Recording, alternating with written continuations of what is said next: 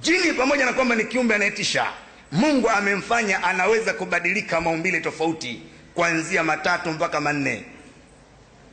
Jini anaweza kubadilika umbile la nyoka, na hii kuna uthibitisho kauli ya Mtume sallallahu alayhi wasallam yule sahaba aliyekufa. Kuna sahaba mmoja alimuona nyoka, yeye akamuua tu.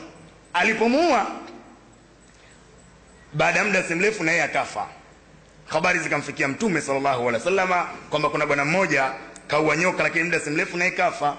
Bwana Mtume sallallahu alaihi wasallam akasema yule akuwa nyoka alikuwa ni jini anapita safari zake tu, yeye kamuua, majini wenzio wamechukia naye wakaja kumuua. Na ndio maana unatakiwa ukimuona nyoka nyumbani kwako ghafla usikimbilie kuua tu. Ngoja kidogo apite japo masaa 3. Maana kijini ujanja wake wote hawezi kukaa kwenye umbile ambalo si lake zaidi ya masaa 3. Hawezi.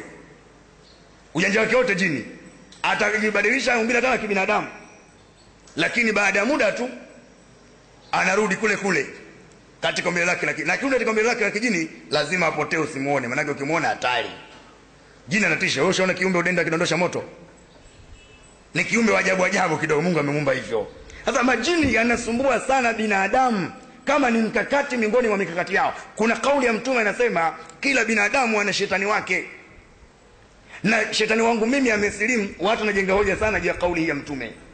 Shetani wako wa namna gani? Sio yule anayekaa kichwani, wala sio yule anayekuja kutia msukosuko mwilini. Huyo kazi yake ni kushawishi wewe mpaka uende motoni katika madhambi. Huyo ana kazi yake nyingine kabisa. Lakini kuna hao wanaamua kuja kumtesa binadamu, hao ambao wanaenea duniani kupitia mafaraki mbalimbali. Haya miongoni mwa sababu zinaeneza majini duniani ni wapiga falaki, kwa sababu falaki yoyote ina khadimu. Khadimu maana yake ni mtumishi ambaye ni jini. Najua wataalamu mnanielewa hao.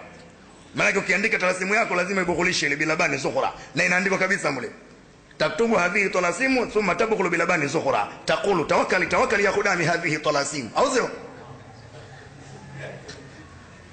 Yani maana yake unamtuma yule jini, unayefukisha ile karatasi yako uliandika, unaambia tawakkali we khudami wa hii talasimu, hebu nenda tawakkali yake, maana yake unamtuma.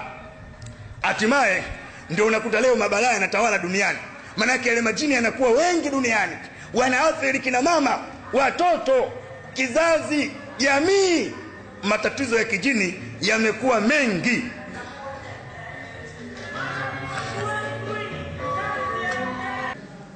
Matatizo ya kijini yanakuwa mengi ambayo yanasababishwa na binadamu. Hapo nataka nitoe darasa moja, lakini naogopa nitawachosha, maana naona muda nao pia unatukimbia.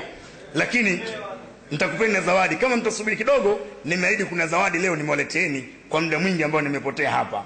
Zawadi hiyo inshallah mtapata Waislamu, ili mradi ikawasaidieni zaidi kuliko muda huu tuliotumia hapa. Majini kwamba wao wanatutesa mno, kwa sababu sisi wenyewe bila ya kujua binadamu tunayatumia majini. Kwa mfano, wewe unakwenda kwa mtaalamu, eti umejenga nyumba, ile nyumba yako unaiona nyeupe hata kama rangi hujapaka. Unamfuata, bwana mtaalamu, nimekuja nyumba yangu bwana mimi nyeupe. Yani sio nyeupe rangi, yani maana yake haina kinga. Unaepukana na kinga alizofundisha Mtume. Wewe unachofanya, anakuelekeza mambo. Ima mtaalamu wa kienyeji yule ambaye sijui mambo ya kuandika, anachukua chupa, anatumbukiza mule, si nywele, mvi za mzee asiyepata mtoto, si kitu gani, anachanganya mule, kisha anakuambia anaenda kafukie. Wewe hujui ya Rabbi, unachukua chupa moja unafukia barazani, lingine unafukia uwani. Wewe hujui. Lakini kila kafara unayojua wewe duniani, yani kafara hiyo inasukumwa na majini. Kwa maana pale unachofanya wewe ni kumweka jini alinde hiyo nyumba yako. Wama yaiduhum shaytana illa ghurur.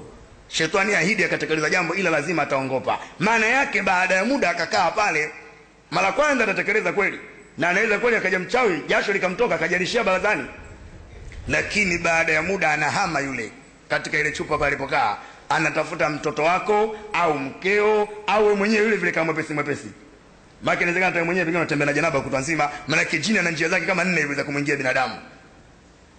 Moja katika njia hizo ayukuta haupo tahara. Tahara sema nake kwa na udhu. Unaweza kwa udhu una, lakini yani upo tahara kwa maana huna janaba.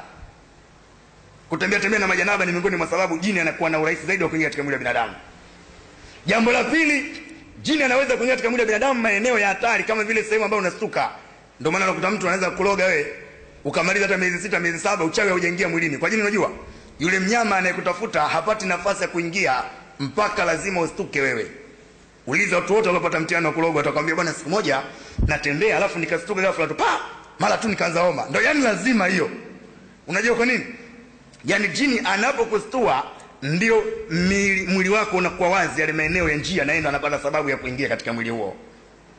Kwa hiyo maeneo ya janaba, maeneo ya fadhaa. Yani ukiona sehemu umestuka na hakuna mtu anayelogwa, lazima atastuliwa, lazima. Ima atapita paka ghafla nyumbani kwako ghafla, au asubuhi au mlangoni au kwenye miguu yako.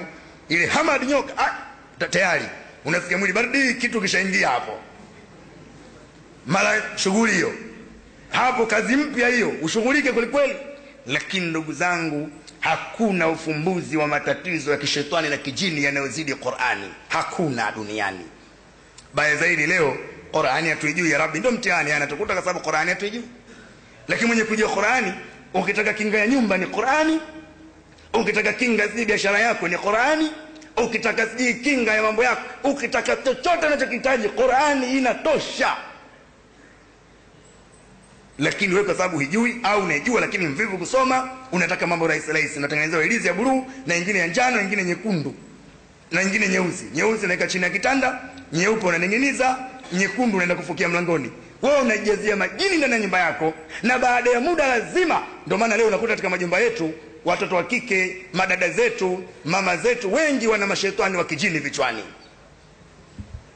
Na hiyo ni moja katika matatizo ambayo leo yanatukabili. Tuelewe, tukielewa sayansi ya kijini hatupate tabu.